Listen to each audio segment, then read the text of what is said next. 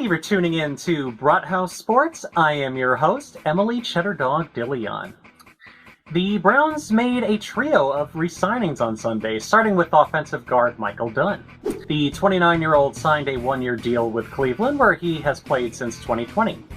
Dunn started out as an undrafted free agent with the LA Rams in 2017. He went on to Jacksonville with the Jaguars the following year and spent both of his stints with their practice squads.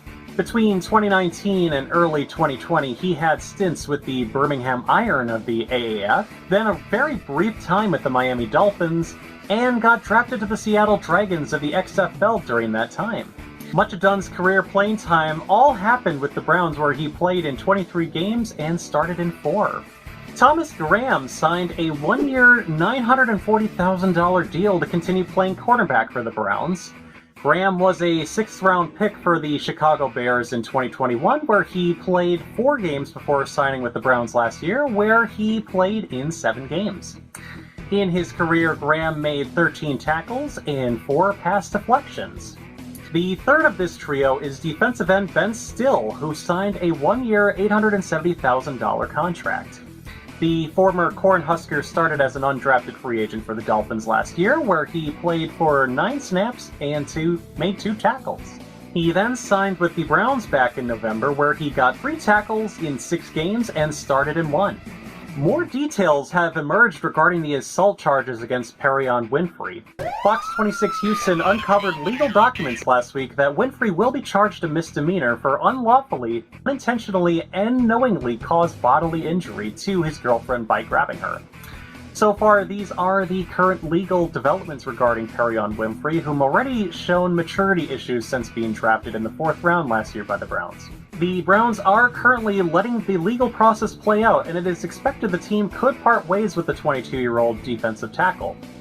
With this in mind, if Winfrey is released, the Browns could easily fill his vacant position either through the NFL draft or signing Al Woods, who visited the team 2 weeks ago. Since Juan Thornhill signed with the Cleveland Browns last month, he has made strides to recruit his Chiefs teammates. First, it was recruiting Mecole Hardman, but he went to the Jets. And that's not a bad thing, because the Browns got Elijah Moore.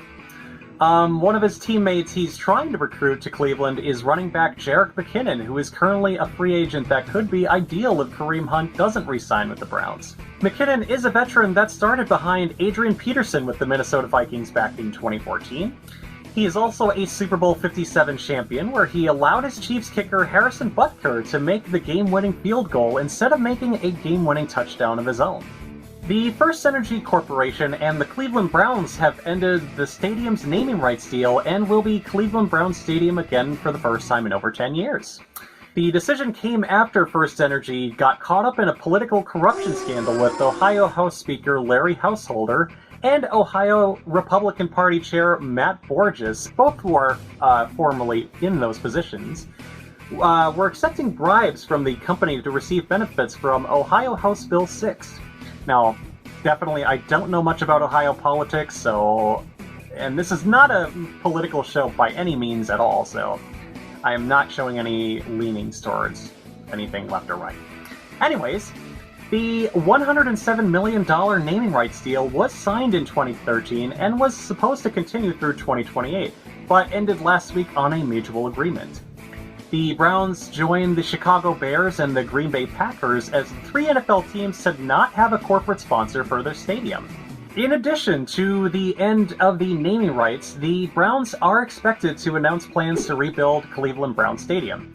As said before, the Haslams spoke about developing the lakefront, but no dome was actually officially on the table. Discussions have been regarding where the Browns will temporarily play during construction, with the newly built Lower.com field in the mix because it is the home of Haslam's owned Columbus Crew of the MLS.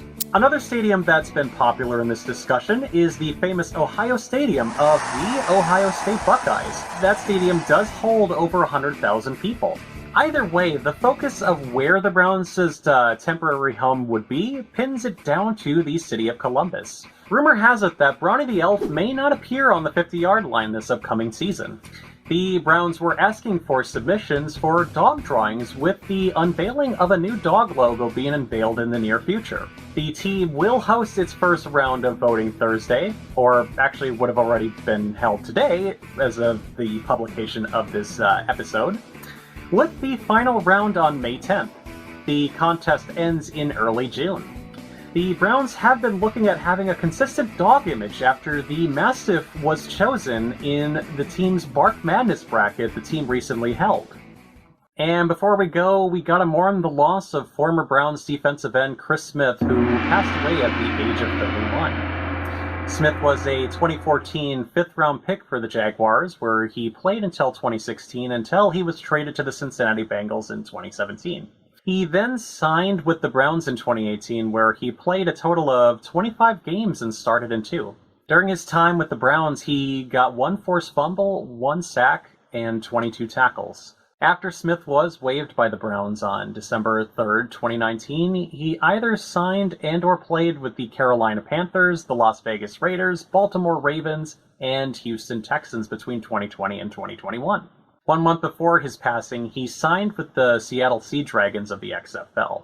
Thank you again for watching Brathouse Sports. Once again, I'm your host, Emily Cheddar Dog Dillion. I do apologize if the ending of this episode was more bleak and dark compared to normal, but this is actually something that I had to address since it happened very recently. Please, again, like, subscribe, and turn on the notification bell, as I would greatly appreciate it, and it would help me get through the algorithms too, and see more of my own content. Once again, I am your host, Emily Cheddar Dog Dillion, and I'll see you next time.